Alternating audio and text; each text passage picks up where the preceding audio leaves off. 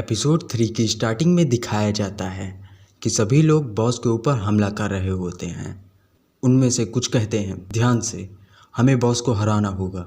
और उनमें से एक लड़का बॉस के ऊपर अटैक करता है। जैंग कहता है, मुझे सभी लोग माफ़ कर दो, मुझे लड़ने के लिए आप पर भरोसा करना होगा। फिर बॉस सभी पर अटैक करता है और सभी पीछे की ओर आ जाते हैं। वहीं पर वो लड़की और उसके साथी पीछे से साइन फ्लेम से कवर फायर दे रहे होते हैं। उनमें से कुछ कह रहे होते हैं, इस फाइट को जीतने के बाद मैं डंजन में कभी नहीं आऊँगा। वो लड़की कहती है, अभी इस पर ध्यान दो। उस हमले से बॉस काफ़ी चोटिल हो जाता है। जो बॉस के क्लोज में फाइट कर रहे होते हैं वो कहते हैं, इस हमले के बाद हमारी बारी, तैयार रहो सभी। वो लड़की स्पिरिट विजन का यूज़ करके बताती है कि बॉस की आधी एचपी कम हो चुकी है। जियोके कहता है, सभी लोग फाइट करते रहो, हीलर्स ध्यान रहे कि हम मरे ना। जियोके के ऊपर बॉस हमला कर देता है। जियोके तेजी से वहाँ से हट जाता है। बॉस इसी तरह कई लोगों पर हमला करता है। वो लड़की कहती है, रुको मत, हमला करते रहो।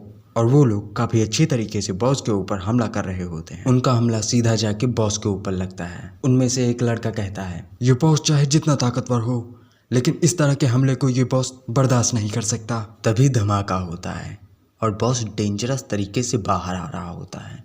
वो लड़का कहता है, डैम इट, ऐसा क्यों लग रहा है कि ये बॉस फिर से ताकतवर हो चुका है।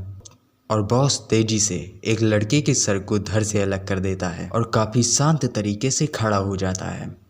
ऐसा लग रहा हो जैसे कुछ हुआ ही ना हो। वो लड़की कहती है, सब लोग वहीं रुको और उसके ऊपर हमला करो, उसके पास ज़्यादा हेल्थ नहीं बची हुई है।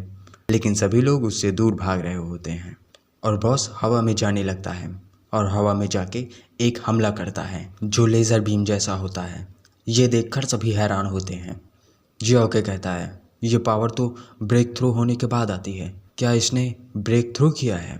बॉस काफ़ी मज़े में होता है। जैंग कहता है, ब्रेक थ्रू ये क्या है। वो लड़की बताती है, जब किसी बॉस की हेल्थ कम हो जाए तो उनकी पावर बढ़ जाती है, तब उनका ब्रेक थ्रू होता है। लेकिन ये हज़ारों मॉन्स्टर में किसी एक के साथ होता है, तो मुझे नहीं लगता कि इसका ब्रेक थ्रू हुआ होगा। जैंग मन में कहता है, ये सब मेरी गलती है, ये सब मेरी वजह से हुआ है। अगर मैं यहाँ होता ही नहीं तो ऐसा नहीं होता। जियो के मजाक के अंदाज में कहता है, तुम किस लिए उदास हो रहे हो, अभी हम सभी जिंदा हैं। जैंग कहता है, ये सब मेरी वजह से हुआ है। वो दोनों जैंग को हैरानी से देखने लगते हैं। जैंग आगे कहता है, उस डंजन को क्लियर करने के बाद मुझे एक रेड मेन्यू दिखाई दिया जिसमें एक टेस्ट मोड एक्टिवेट हो गया। फिर इस तरह से देखा जाए तो ये हिडन बॉस मेरी वजह से यहाँ आया है, लेकिन तुम लोगों ने इस सिचुएशन को ठीक से संभाला है। वो लड़की कहती है, इस डंजन में तुम्हें लाने को हम सभी ने कहा, तो तुम्हें इस तरह निराश होने की ज़रूरत नहीं है। जियोके फिर से मजाक करता है और कहता है, अभी तो हिडन बॉस का प्राइस स्टोर में सेट ही नहीं है, तो अपनी उदासी वहाँ के लिए बचा के रखो।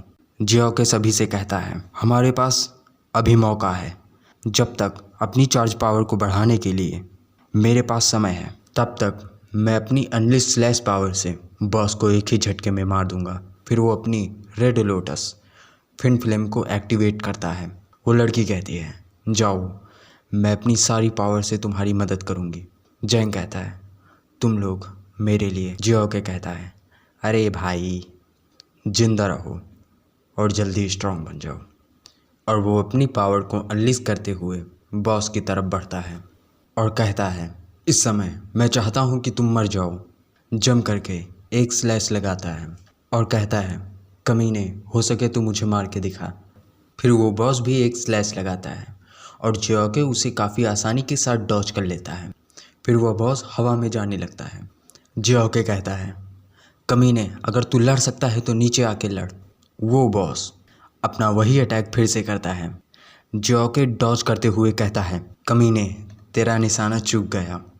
फिर वो अपने अटैक को जियोके की तरफ बढ़ाने लगता है। जियोके गुलाटियाँ मार के उस अटैक से बच जाता है। वो बॉस फिर से अटैक करता है। जियोके कहता है, मैजिक अटैक, जल्दी। फिर वो लड़की अटैक करती है जो सीधा जाके बॉस को लगता है। जियोके कहता है, रुको मत, लगातार अटैक करते रहो। और जियोके तेजी से अपनी पावर को अनलीश करते हुए बॉस की तरफ बढ़ता है और जंप करके उस धमाके में घुस जाता है और जैसे ही धुआं हटता है वैसे ही जियोके अपनी शॉट से बॉस के सिर पर अटैक कर देता है। बॉस मरा या जिंदा है वो पता चलेगा अगले एपिसोड में, और अगला एपिसोड आएगा कल। बीच बीच में क्या होता है, वॉइस ऊपर नीचे हो जाती है, तो मतलब काफ़ी देर से 2-3 घंटे से बैठकर मतलब बोलता रहता हूँ, तो यार उसकी वजह से गला बैठ जाता है। तो अभी प्रैक्टिस नहीं है, बाद में धीरे धीरे प्रैक्टिस हो जाएगी, उसके बाद काफ़ी अच्छी तरीके से। और ये मेरी स्क्रिप्ट पूरी रखी हुई है, इसी में से देख देख के बोलता हूँ। आगे मिलते हैं, टाटा बाय बाय।